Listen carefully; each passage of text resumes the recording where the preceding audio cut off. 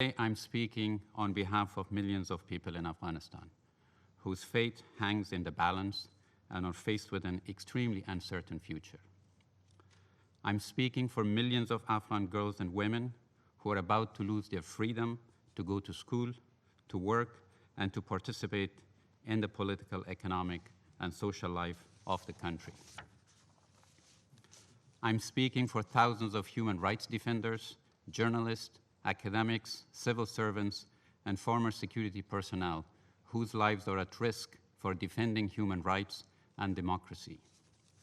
I'm speaking for thousands of internally displaced people who are desperately in need of shelter, food, and protection in Kabul and other places.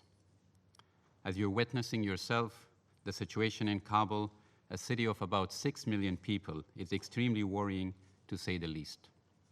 You have seen chaotic scenes at the Kabul International Airport as desperate citizens are trying to leave the country. Mr. President, we are extremely concerned about Taliban's not honoring their promises and commitments made in their statements at Doha and at other international fora. We've witnessed time and again how Taliban have broken their promises and commitments in the past. We have seen gruesome images of Taliban's mass executions of military personnel and target killings of civilians in Kandahar and other big cities.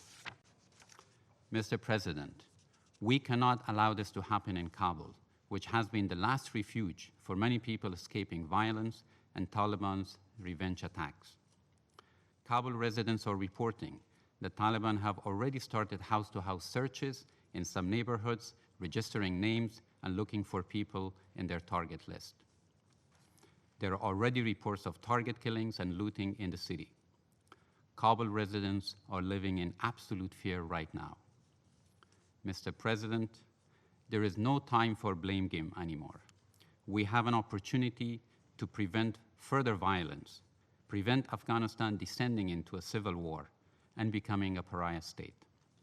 Therefore, the Security Council and the UN Secretary General should use every means at its disposal to call for an immediate cessation of violence and respect for human rights and international humanitarian law.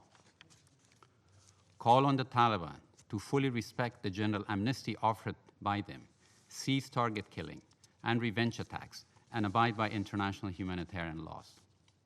Urge that no public institutions and service delivery infrastructure be demolished, including works of arts in museums and media institutions.